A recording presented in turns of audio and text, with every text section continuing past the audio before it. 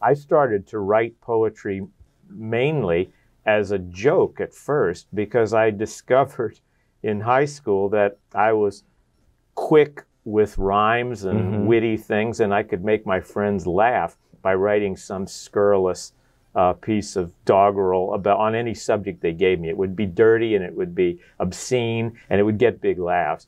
So then after I discovered how much fun it was to mess around with words in that way, I started to write some things that were more serious.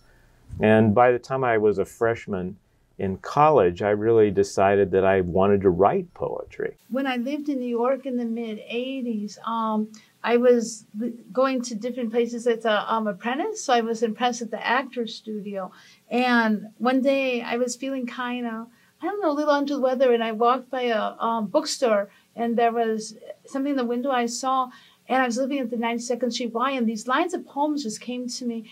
And I just went back and the poem just came. Because it's called Through Osmosis. And that's how it's happened. Basically, poems just come to me when they're ready. I didn't think poetry was open to me at all because I thought poems were supposed to be about unrequited love affairs and nightingales and Grecian urns and those things, and I didn't have anything at all like that in my background. I just didn't think anything in the blue-collar life I had come out of was suitable subject matter. I wrote always from childhood and always thought of myself as a writer and always said I wanted to be a writer and a mother. Those were my things I wanted to do. And I wrote always, and I would write funny poems while I watched TV and show them to my parents, and it was just sort of a thing. I never questioned it. I hadn't read a lot of what we might call experimental poetry or surrealist poetry at that time. So it was really just getting put into contact with the spoken word scene in San Diego. This is where I was living at the time. And realizing that there was this sort of step between the kind of poems that I'd read and were, that I knew as poetry, and the music I'd been listening to. And that was really where it changed for me, where I realized that in much spoken word poetry, not even the best spoken word poetry, if you want to call it that, want to call it spoken word poetry, not just poetry, there is a real awareness that sound creates a kind of logic. And I'd never written poetry until I started at USC. And it was, I probably would have stopped, except I won the Academy of American Poets Award when I was a freshman. And that's all she wrote, kind of.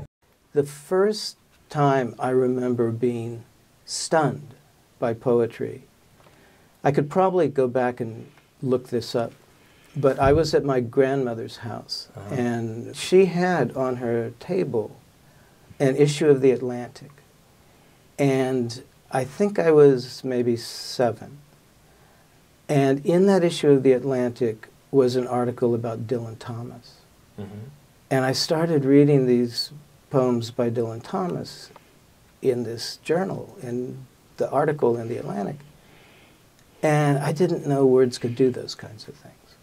And it was a complete and absolute revelation to me. My first poem was actually a protest poem, but not about racism.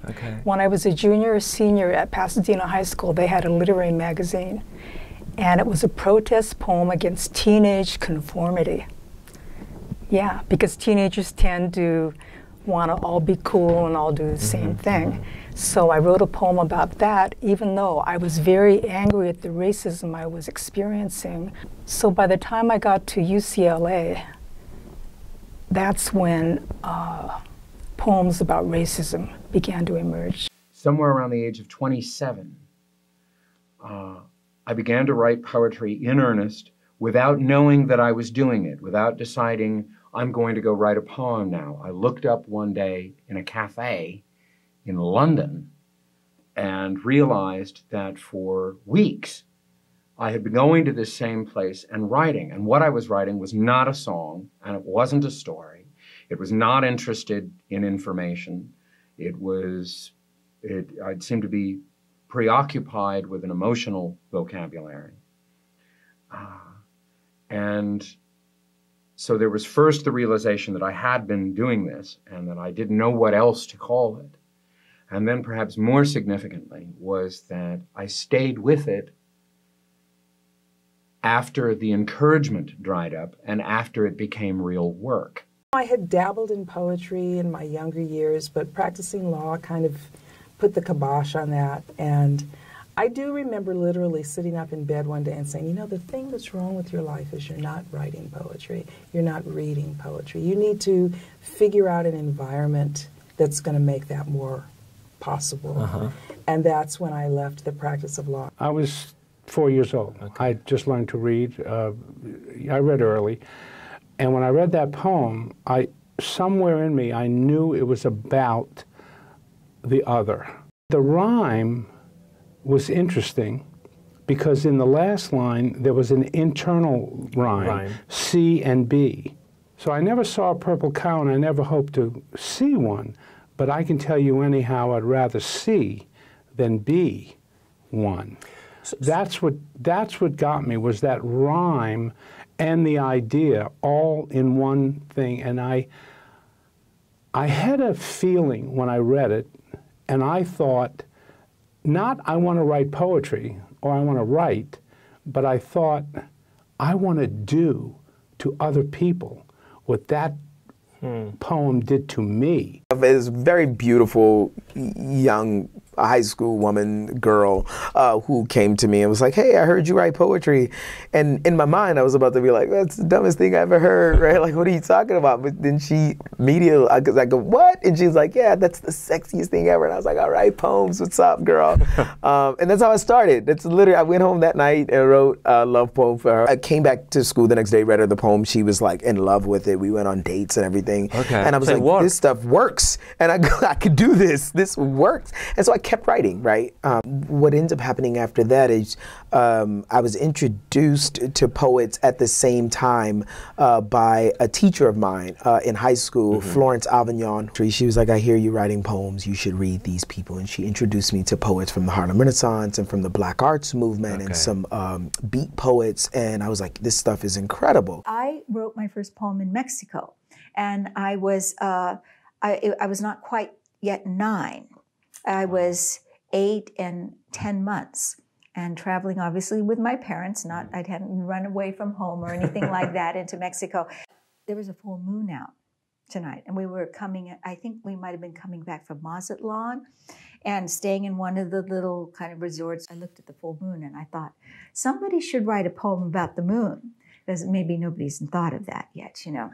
I thought it was an original idea. It made sense to me anyway. And I wrote a little poem. It rhymed. Now, I didn't know too much about free verse at that time. So I did go to my parents and I did tell them, I wrote a poem and I'm a poet.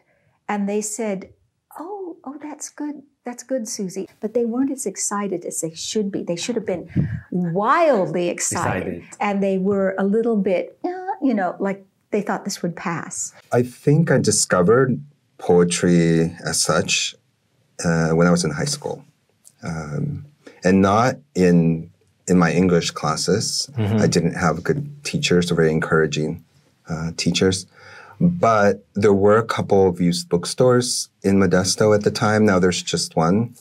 And somehow I wandered into them. I somehow discovered Anne Sexton and Sylvia Plath and Pasolini's The Roman Poems and Walt Whitman. What's a beginning? What's a beginning? Yeah, actually I got lucky. I think it was great first exposure. I didn't think of myself worthy of calling myself a poet because we have such great ancient and modern poets in Iran and elsewhere that I just didn't feel worthy. But it's really interesting. I was visiting, I went to Greece and I went to Temple of Apollo, and I was wandering the temple, and all of a sudden something seized me. And I started writing poems that were not of me from before. So after that, I started thinking, well, I would like to share some of these poems. I don't know, maybe it was just the right time. Maybe something moved in me while I was at the temple. Maybe I made contact with the spirit. Until I discovered poetry, I didn't know, I didn't think I would ever be able to express my life.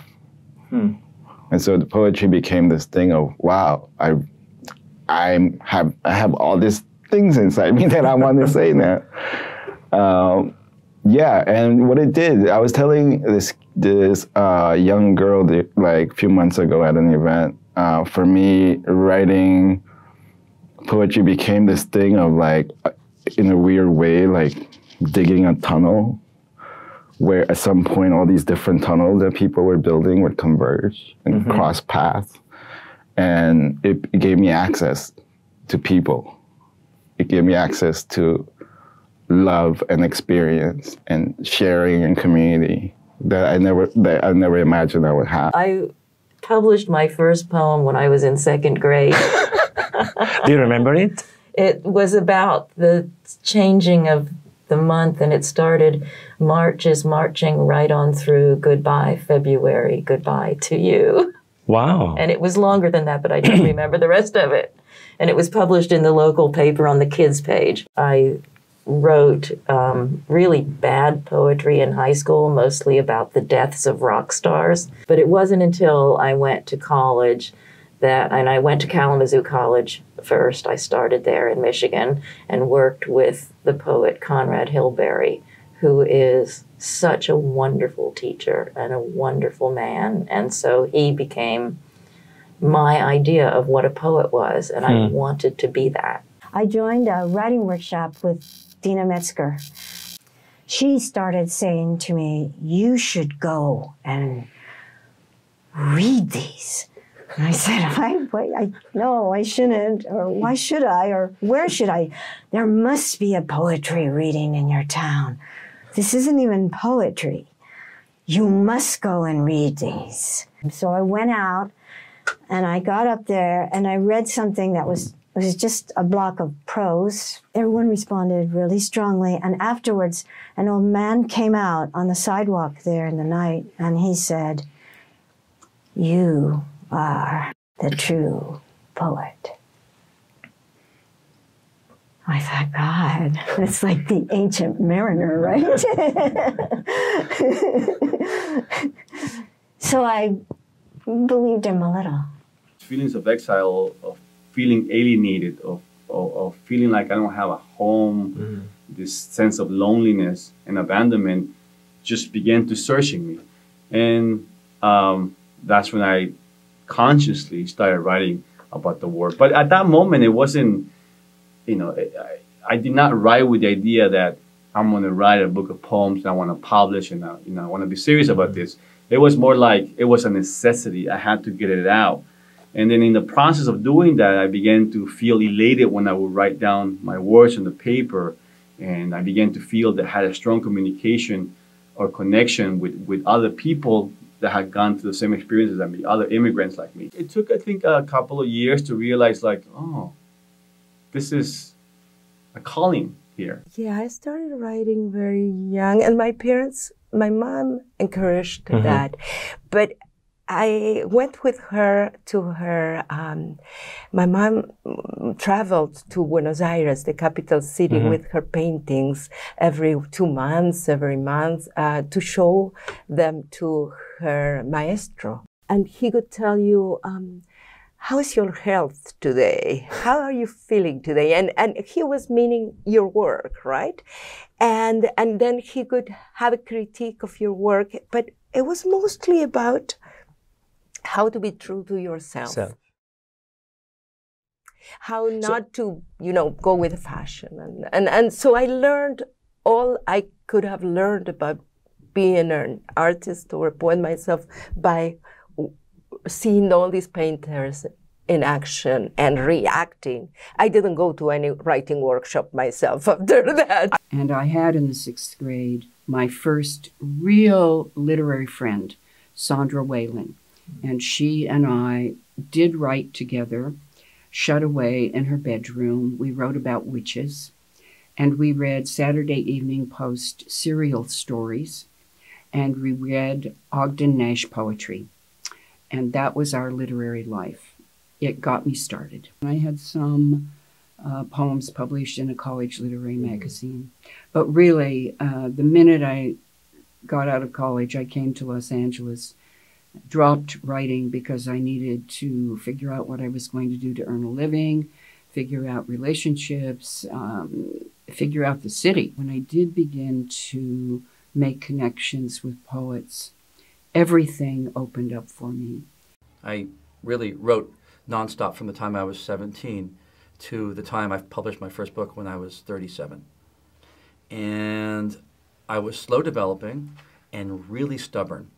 And I feel I owe that process, which is really a lifetime, not to throw it away on cheap poems or on poems that were sloppily published, or poems that I didn't think all the way through, or poems I didn't relentlessly revise until I felt they were done before I published them. Seeing them doing poetry, performing it out loud to a community, that really opened me up to something that I didn't know existed before. Yeah. I wanted to be able to do that and read poetry and move people. And I think for me, it was really kind of like a destiny. You're being called to something. And I've been doing that ever since. I mean, I've been doing it for years. This is what I do. I had become so disciplined as a television writer because it's very unforgiving work. And you have to be on the money. You can't afford to slack. When I turned to poetry after I left Days of Our Lives, those poems literally jumped off the page. I didn't have to do 2 or 3 drafts anymore. They would come, I could get first draft and I'd have the poem. You know, the poets of previous generations had taken peyote and had gone on and drank absinthe and went on these long journeys. They worshiped the muse. If only they could get into that zone to write. And here I had it. I had what these people had destroyed their lives trying to get. I got from working as a soap opera writer.